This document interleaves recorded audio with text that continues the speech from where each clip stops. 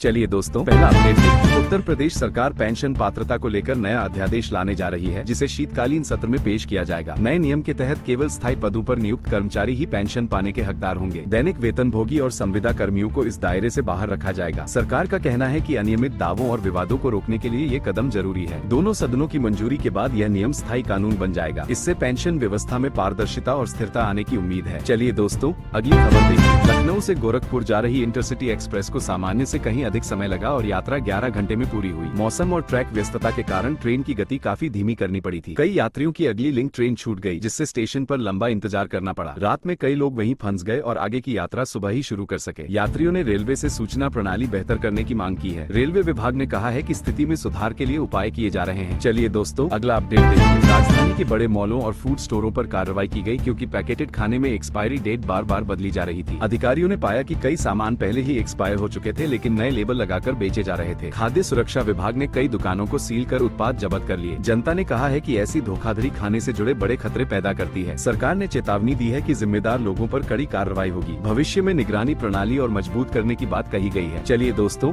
अगली खबर सुनिए। उत्तर प्रदेश के कई हिस्सों में अवैध रूप से बने विवाह हॉलों पर बुलडोजर कार्रवाई की गई। स्थानीय लोगों ने इसका विरोध किया और मौके पर हंगामा भी देखने को मिला। प्रशासन का कहना है कि निर्माण बिना अनुमति और नियमों के विपरीत किया गया था। हॉल मालिकों ने दावा किया कि उनकी कागजी प्रक्रिया पूरी थी, लेकिन प्रशासन ने इसे असंगत बताया। कई करोड़ की संपत्ति ढहने के बाद प्रभावित परिवार मुआवजा मांग रहे हैं। प्रशासन ने साफ कहा है कि नियमों से ऊपर कोई नहीं होगा। चलिए दोस्तों, अब अगली खबर देखिए। मेरठ में फैमिली आईडी योजना शुरू कर दी गई है, जिससे हर परिवार एक ही डिजिटल पहचान से सरकारी योजनाओं तक पहुंच पाएगा। यह आईडी परिवार की सभी जानकारी को एक जगह दर्ज करती है, जिससे लाभ वितरण आसान होगा। रोजगार, शिक्षा और सामाजिक सुरक्षा योजनाओं का फायदा सीधे लोगों तक पहुंचेगा। अधिकारियों का कहना है कि इससे भ्रष्टाचार और फर्जीवाड़े में बड़ी कमी आएगी। लोगों को अब बार बार दस्तावेज जमा नहीं करने पड़ेंगे। पूरे जिले में जल्द ही इसे पूर्ण रूप से लागू किया जाएगा। चलिए दोस्तों, अगला अपडेट देखिए। बहराइच के बयाकपुर क्षेत्र में यात्रियों के लिए बड़ी परेशानी सामने आई है, क्योंकि कई सेवाएं दिसंबर से मार्च तक बंद रहेंगी। ये बंदी आवश्यक मरम्मत और मेंटेनेंस के लिए की जा रही है। स्थानीय लोगों का कहना है कि 4 महीने तक सुविधा बंद रहना उनके रोजमर्रा के सफर को प्रभावित करेगा। कई लोग वैकल्पिक परिवहन खोजने पर मजबूर हैं, जिससे खर्च और समय दोनों बढ़ेगा। प्रशासन ने आश्वासन दिया है कि काम तेजी से पूरा किया जाएगा। लोग उम्मीद कर रहे हैं कि सेवाएं निर्धारित समय से पहले बहाल हो जाएं। चलिए दोस्तों, अब एयरलाइन से जुड़ी बड़ी खबर देखिए। देश भर में इंडिगो की उड़ानों में भारी अव्यवस्था हुई और 200 से अधिक फ्लाइटें रद्द या लेट हुई। नई ड्यूटी टाइमिंग पॉलिसी और क्रू की कमी को इसकी मुख्य वजह बताया गया। कई एयरपोर्ट पर यात्रियों की लंबी कतारें लगी और लोग घंटों इंतजार करते रहे। कनेक्टिंग फ्लाइट छूटने से यात्रियों को रात वहीं रुकना पड़ा। नियामक एजेंसियों ने इस पूरे मामले की जांच शुरू कर दी है। एयरलाइन ने कहा है कि स्थिति सामान्य करने के लिए सभी प्रयास किए जा रहे हैं। चलिए दोस्तों, अगला अपडेट देखिए। दिल्ली में सरकार ने कैब भारत टैक्सी सेवा का पायलट ऑपरेशन शुरू कर दिया है। इस सर्विस का उद्देश्य सुरक्षित, सस्ती और भरोसेमंद टैक्सी सुविधा उपलब्ध कराना है। सरकार इसे स्थानीय ड्राइवरों को रोजगार देने के बड़े अवसर के रूप में देख रही है। यात्री एक ऐप के जरिए टैक्सी बुक कर सकेंगे और किराया भी पहले से पता चल जाएगा। अगर पायलट सफल रहा तो इसे देश के कई बड़े शहरों में लागू किया जाएगा। अधिकारियों का कहना है कि इससे ट्रांसपोर्ट सेक्टर में नई पारदर्शिता आएगी। चलिए दोस्तों,